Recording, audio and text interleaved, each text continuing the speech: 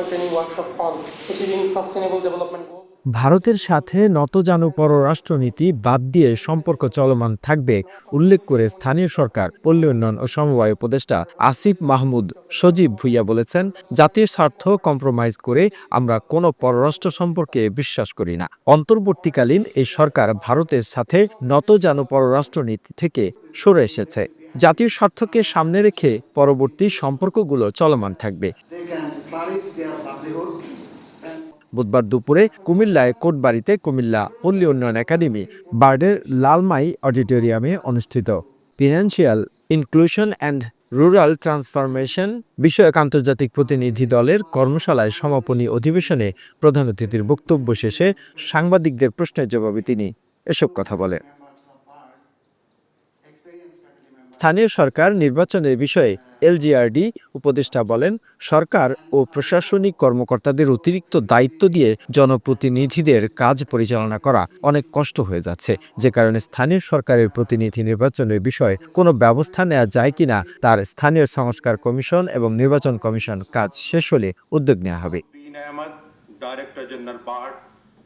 বার্ডের মহাপরিচালক সাইফুদ্দিন আহমেদের সভাপতিত্বে ভার্চুয়ালি বিশেষ অতিথি হিসেবে বক্তব্য রাখেন Africa Asian rural development organisation এর গবেষণা বিভাগের প্রধান ডক্টর খুশনদ আলী।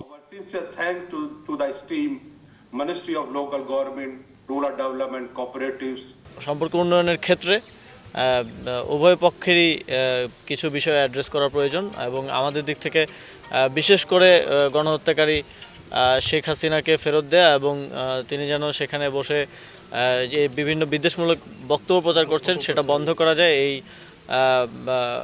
এই কথাটি বলা হয়েছে। এর পাশাপাশিও আরও কিছু ইস্যুস যেগুলো আপনারা জানেন আমাদের রেগুলার ইস্যুস, তিস্তা সহ যেই পানির বন্টন সহ যেই সমস্যাগুলো সেগুলো অ্যাড্রেস হয়েছে, সেগুলো নিয়ে কথা হয়েছে।